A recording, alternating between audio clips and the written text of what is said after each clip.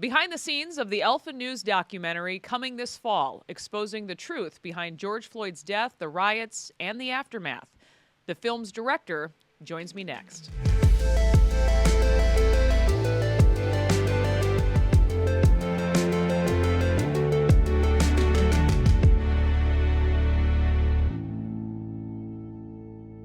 Dr. J.C. Chaix is his name. J.C., thanks so much for joining me. Great to see you. Oh, thank you, Liz. And full disclosure, right off the top, I do want to say you were also the editor of my book, They're Lying, The Media, the Left, and the Death of George Floyd. And perhaps that's where we should start all of this conversation. We were connected more than a year ago at this point, but why was this case, this book, even something you were willing to take on back then? Yeah, it's a great question, but I think the short answer, if I may, would be skepticism. And by that I mean, as someone who admires civility, I try to spend less time thinking about myself and more time thinking about others and the world around me. But to do that, skepticism is absolutely necessary. I mean, that's the thing that keeps me safe, keeps my ideas safe and sound, and it also helps keep my sanity. But nowadays, skepticism has become kind of a lost art, if you will. It's probably the last thing you see and hear of in the Twitter town square. And even nowadays, for example, while we all know the philosopher Descartes' famous saying, "I think, therefore I am," few of us know the sentence he wrote before that, which to me is even more important, and that was, "I doubt, therefore I am." So for me, in this case, it was the dismissiveness, the kind of disregard for reasonable doubt that made demonstrating skepticism and the facts absolutely imperative in this case, and getting involved with bringing as much of the truth to light through your book and also the upcoming documentary as possible. That became absolutely necessary for me. It really has become such a journey, I know, for both of us, and I think we've been shocked along the way again and again. And your background, I know, also plays a role in all of this. You have a fancy title, we know now, but many also don't know that you are actually a former police officer yourself. Yes, and depending upon who I'm talking to, I might admit that I was a cop for several years, but also a volunteer firefighter. I was also a managing editor of a leading IT research advisory firm, not to boast. But that came out of my background dealing with digital media and the early years of the internet on Wall Street as well. And while it might seem like I'm confused about what a career trajectory or career path looks like, there's actually a connection here. And it goes back to what I was just saying. It might not seem that obvious, but skepticism and doubt are absolutely necessary in each of those roles. I mean, to be a good cop, you have to have skepticism. To be a sharp editor, you also need to have skepticism. So while that might not be, obvious, those things become part of what you do. And for me, that's always been a part of everything I've done. And when skepticism becomes a tool and technique, it helps you better understand certainty and the truth. What's been your take then on how the media, how the left have handled this story from the very beginning, Jay? Yeah, I think the most befitting answer I could give in 2 words or less would be something like suppressio veri. And that's a Latin phrase for suppressing the truth. And I draw that conclusion mostly because most of my research in the past several years has involved the analysis of types of sophisticated media composition and deceptive communication. So I've dealt with everything from the revelation in the 1611 edition of the King James Bible, the literary hoaxes of Edgar Allan Poe and Mark Twain, and even the litany of identity hoaxes we've seen recently. And one of the hallmarks of deception or propaganda or dogma is insistence. So we find logic and meaning in language, in words, and how we speak to one another, right?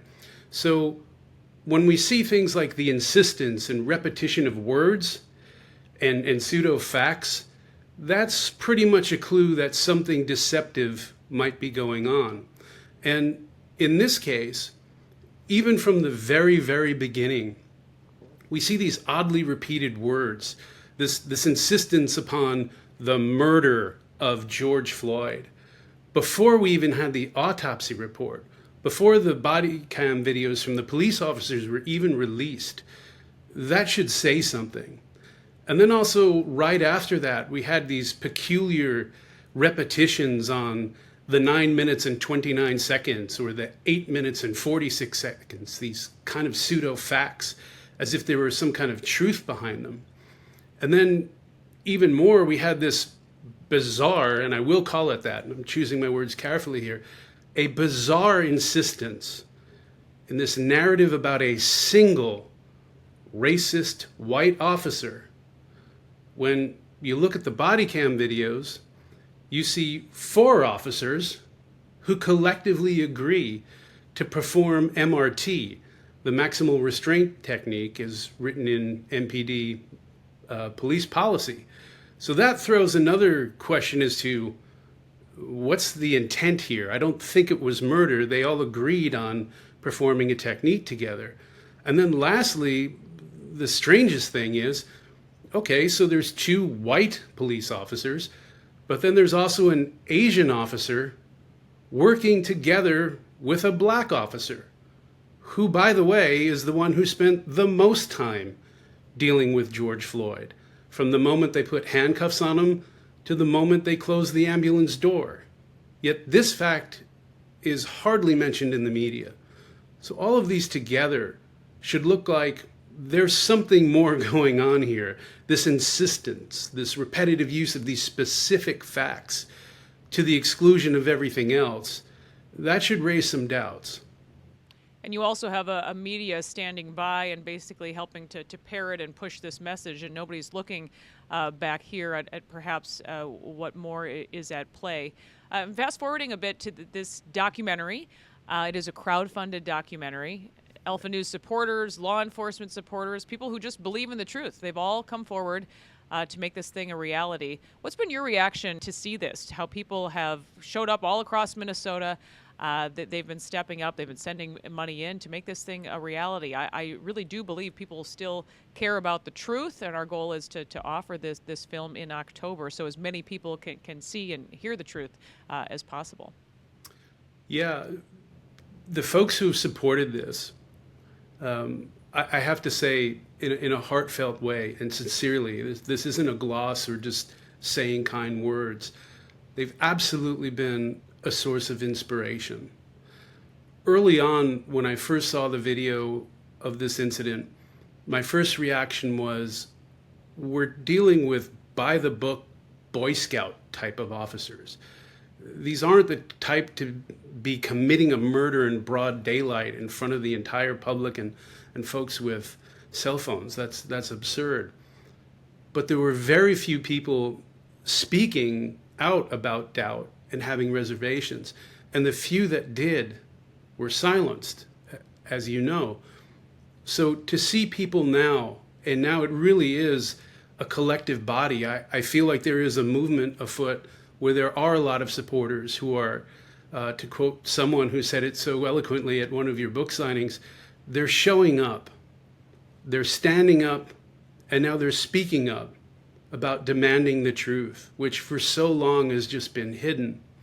And to see that, and not only just in terms of dollars, Liz, but folks genuinely wanting to know what really happened, it is absolutely inspiring. And it's also given me more encouragement to work harder to do the best we can and to make this available to as many people.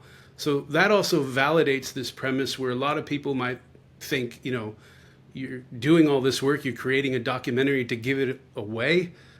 Well, yeah, exactly, because this is more about bearing the truth and getting the facts out that have been hidden and suppressed for so long. So for me, everyone who's been donating or even just gave a kind word, it really is rejuvenating, and I can't thank people enough. I agree completely. In a way, it's helped to just restore my faith in humanity this last year or so. We don't want to give too much away, but we are currently in production with a documentary.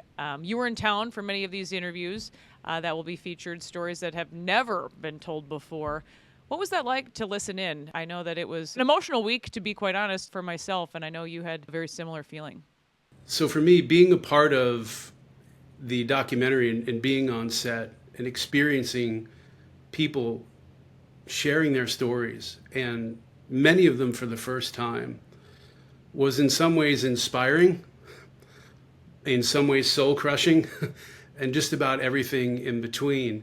I mean, as an ex-cop, as an ex-firefighter, I've certainly had some challenging times in my life. But to see these folks break down or bare their souls and stand up for the first time, as a director, you're supposed to be the one who's bearing confidence and calm on set. But I would be lying if I said I didn't need moments after some of the interviews to gain my own composure and collect my own feelings and thoughts again. It really was a tough week. But what I was amazed by was the fact that almost immediately, and in ways that I know a few documentaries where the engagement is that sincere and that soul-bearing and that heartfelt so immediately, that was truly inspiring to see.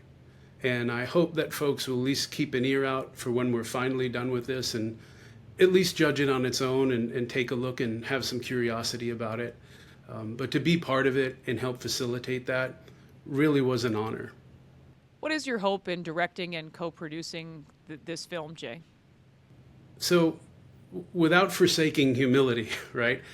I hope my role in this helps all of us in some way or another realize how we've let feigned leadership and false narratives deceive us.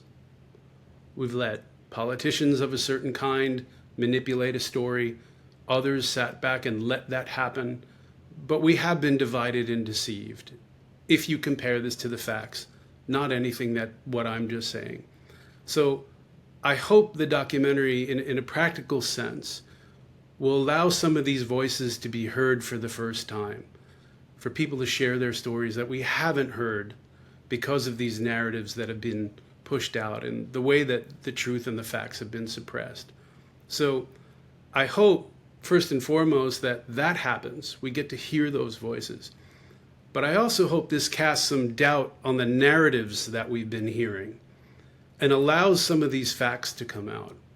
And if anything, I hope this documentary demonstrates also the importance of truth and the importance of civility, which I think both of those things have certainly gotten lost in the last 3 years that have transpired since. Well, Dr. J.C. Chaix, thank you so much for being the truth teller you are, for your dedication to the book and now the documentary. Certainly the honor is all mine. An honor to call you a friend, that's for sure. Likewise, Liz. Thank you so much. Thank you. And a reminder, if you are willing to make a donation to the documentary, you can do so at alphanewsmovie.org. We are grateful for your support. Thank you. And that will do it for this episode of Liz Collin Reports. We'll see you next time.